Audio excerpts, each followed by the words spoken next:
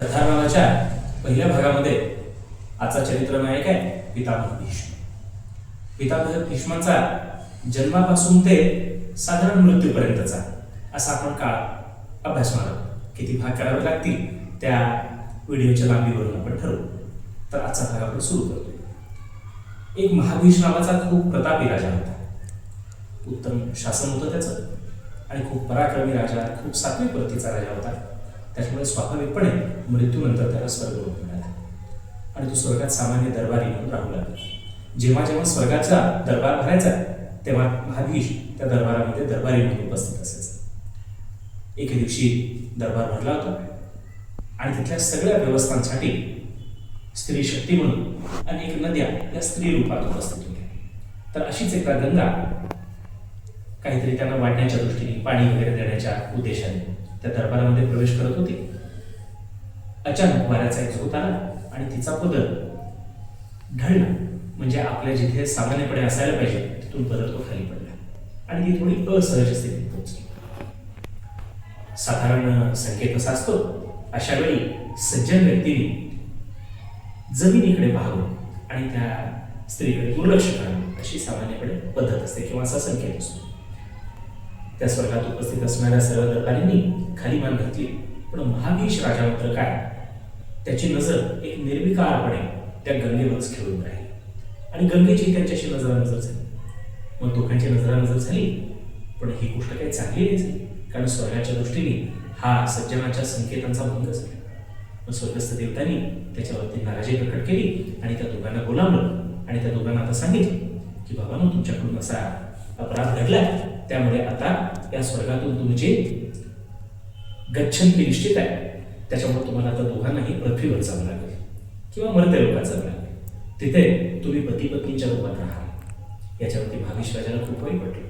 त्यांनी हात जोडले, चुकून झालं माझ्याकडून, माझा काही तसा उद्देश नव्हता. महाभीष राजाचा पूर्वीचा इतिहास चांगला होता.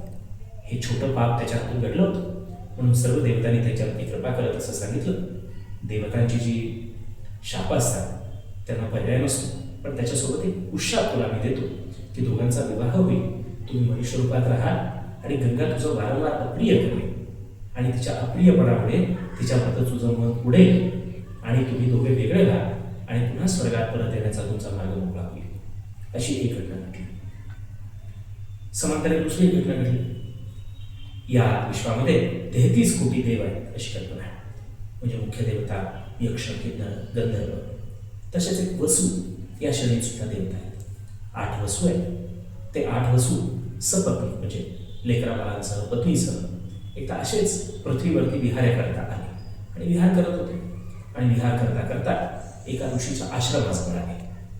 तो आश्रम मेरू पर्वताजवळचा आश्रम होता आणि तो नेमका आश्रम वसिष्ठ ऋषींचा होता. वसिष्ठ ऋषींनी स्वतःची साधना, स्वतःची तपश्चर्या आणि शिष्याला शिकवण्यासाठी त्या मेरू पर्वताजवळ आपला आश्रम टाकला होता. तिथे ते पत्नी अरुंधती सोबत राहत होते.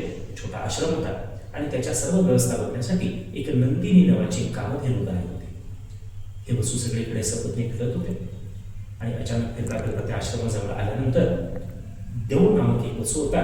त्याच्या पत्नीची नजर त्या नंदिनी कामधेनूवरती पडली आणि नंदिनी कामधेनू दिसायला इतकी मनोहर सुंदर होती की त्या देव नामक वसूच्या पत्नीचं नजर त्या नंदिनीवर लागली.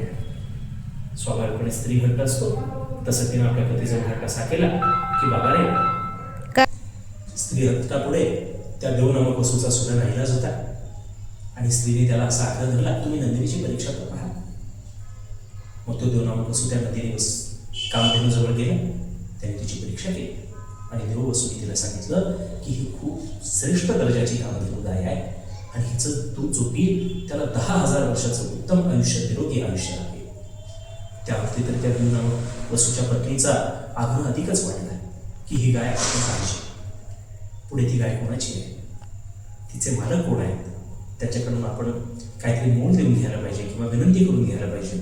ह्या सर्व शिष्टाचार तो देव नामक वसू त्या स्त्री हट्टापुढे विसरला आणि त्यांनी सरळ सरळ त्या नंदिनी गायीचं अपहरण करायचं ठरवलं आणि त्या ह्या कामामध्ये उर्वरित 7 वसूंनी त्याचं सहकार्य केलं आणि एक अप्रिय घटना, अत्यंत पापाची घटना म्हणजे त्या नंदिनी गोमातेचं अपहरण त्या 2 नमक वसूच्या नेतृत्वाखाली इतर 7 वसूंनी केलं.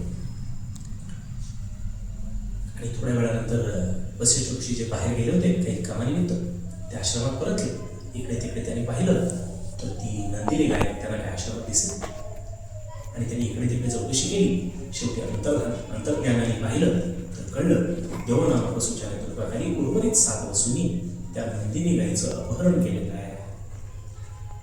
मग वसिष्ठ ऋषींना सुद्धा राग आला आणि त्यांनी शाप दिला की या 8 वसूंना वसू योनीतून आता पदच्युती होईल, अवनती होईल आणि त्यांना मर्त्य लोकावरती मानव म्हणून जन्म घ्यावा लागेल असं ठरलं. ही गोष्ट जेव्हा वसूला समजली तेव्हा त्यांना आपल्या बापाची उपरती झाली. त्यांनी वसिष्ठ ऋषीची भेट घेतली आणि त्यांची क्षमा याचना केली. वसिष्ठ ऋषी म्हणजे दया करुणामयी होते.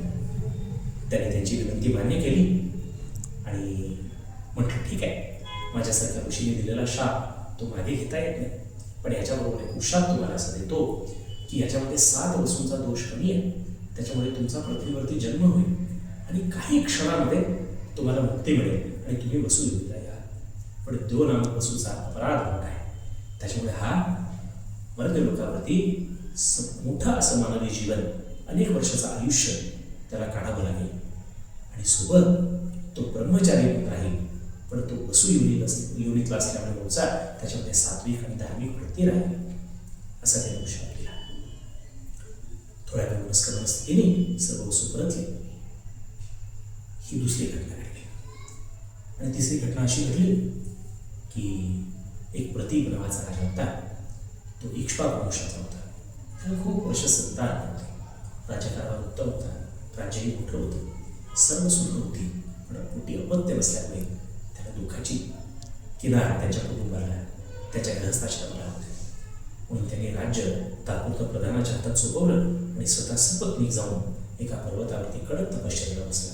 त्यातून देवादिदेव प्रसन्न झाले आणि त्याने त्याला संतानाचा आशीर्वाद दिला. त्याला त्या देवादिदेवांच्या आशीर्वादाने 3 संतान झाले. एकाचं नाव होतं बाली, दुसरा देवापी आणि तिसरा शांतनू. हा शांतनू कोण होता माहिती आहे? तो महाभीष नावाचा राजा आता शांतनूच्या मुलाने जन्मला होता आणि त्याच्यासोबत तो एक उशाप असा घेऊन आला होता, एक वरदान असं घेऊन आला होता.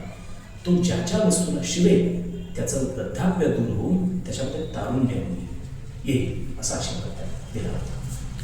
दुसरीकडे गंगा ही पण पृथ्वीवरती अवतरली होती आणि प्रदीपाने स्वतःचा मुलगा शांतनूला असं सांगितलं की तुला एक स्त्री भेटेल, ती दिसायला सुंदर असेल, तिची अधिक चौकशी न करता तिच्याशी तू लग्न कर आणि तिने काहीही तुला म्हटलं, काही अट घातली तरी तू ती अट विनाशर्त मान्य कर आणि तिच्याशी विवाह कर. आणि राजा प्रदीपाने स्वतः निवृत्ती घेतली राज्यकारभारातून आणि तो वानप्रस्थान किंवा संन्यासाश्रमाला लागला. पुढे आता शांतनू त्या हस्तिनापूरचा राजा झाला होता आणि त्यांनी स्वतःच्या लग्नासाठी वधू संशोधन सुरू केलं. आणि एकदा अचानक त्याची भेट गंगेशी झाली आणि त्या गंगेला पाहताच तो मोहित झाला, पूर्वरुणानुबंध होता आणि गंगेनेही त्याच्याप्रती आपली आसक्ती दाखवली. मग दोघांनी विवाह करायचा का इथंपर्यंत तो विषय पोहोचला. शांतनूंनी सरळ सरळ लग्नाची मागणी त्या गंगेला घातली, पण गंगेने एक ओढ ठेवली. ती असं म्हणाली, मी तुमच्याशी लग्न करायला तयार आहे, पण मी जे काही करेन तुम्हाला अप्रिय असं होईल असं सुद्धा काही करेन तरी त्याला तुम्ही आडवं यायचं नाही. हे मान्य असेल तर लग्नास होकार, नाहीतर नाही असं. शांतनू सुद्धा त्याचं यौवनाचं वय होतं, त्याच्यामुळे त्यांनी मागचा पुढचा विचार न करता लगेच लग्नाला होकार दिला. थाटामाटा दोघांचं लग्न झालं. मग साधारण गृहस्थाश्रमात पती पत्नीच्या संसारविधीमध्ये फुलं उमलतात. साधारण 1.5 वर्षामध्ये पहिलं संतान जन्माला आलं. जन्म झाल्या झाल्या गंगा त्या बाळाला हातात घेऊन राजवाड्यातनं बाहेर पडली आणि सरळ पाठीमागे जाऊन जिथे गंगा नदी होती त्या गंगेत पहिलं बाळ आपलं प्रवाहित करून टाकलं. तिच्या मागोमाग शंतनू राजा सुद्धा पडत पडत गेला. काहीतरी विचारावं, पत्नीला आडवावं, गंगेला आडवावं असं त्याच्या मनात आलं, पण लगेच त्याला तो कोण आठवला. लग्नाच्या वेळची अट आठवली की अप्रिय जरी तिने केलं तरी मी काहीतरी तिला आडवं गेलो किंवा विचारलं तर ती मला सोडून जाईल, या भीतीने त्यांनी ते दुःख मनातल्या मनात गिळून टाकलं. आणखी थोडा काळ गेला, दुसरं संतान झालं. दुसऱ्या संतानाबरोबर सुद्धा असंच झालं. गंगा मातेने पुन्हा ते दुसरं संतान सुद्धा आपलं बाळ सुद्धा. स्टार्ट. काही काळानंतर जे दुसरं संतान त्यांना झालं त्याच्या बाबतीत ही पत्नीने तसंच केलं. गंगा नदीमध्ये प्रवाहित करून टाकलं. पुन्हा शांतपतीच्या पाठीमागे गेला, पण पुन्हा तो कोण त्याला आठवला. अप्रिय केलं तरी काही विचारायचं नाही, नाहीतर तुझा त्याग करेल असं गंगेने सांगितलं होतं. पुन्हा तसंच झालं. पुन्हा त्याने ती वेदना मनाच्या मनात गिळून टाकली. अशी एकूण 7 वेळा झाली. आणि जेव्हा 8वं बाळ झालं तेव्हा गंगा जेव्हा हातात घेऊन त्या गंगेमध्ये प्रवाहित करायला निघाली तेव्हा मात्र शांतनुला ते सहन झालं नाही आणि तो तिच्या आडवं उठला. काय होईल काय तुझं, असं का बाळानं तू वाहतेस, असं तो म्हणाला तिला. तेव्हा गंगा असं म्हणाली, लग्नाच्या वेळची जी अट होती तिचा तुम्ही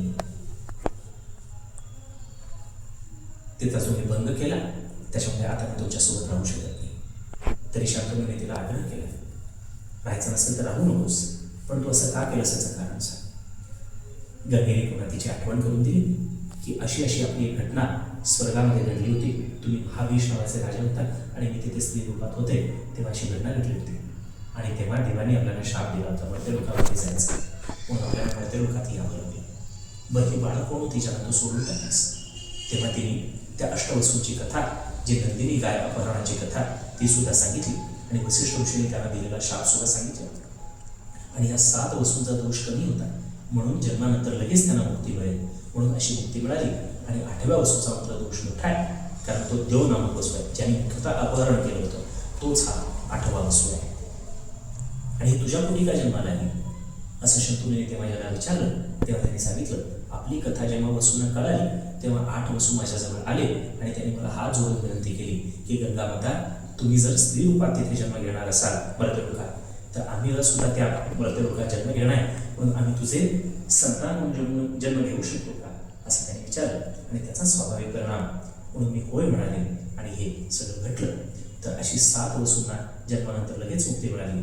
आणि जो 8वा वसू होता त्याला घेऊन गंगा माता शंतनूचा राजदरबार सोडून निघून गेली, राजवाडा सोडून निघून गेली. आणि ती जाऊन तिने त्या बाळाचा सांभाळ केला आणि त्याला मोठं केलं. आणि तो बाळ कोण होता माहिती आहे, तोच म्हणजे देवव्रत, ज्याचं पुढे नाव पिता विश्वस पडलं. त्याची कथा पुढच्या भागात. धन्यवाद. नमस्कार.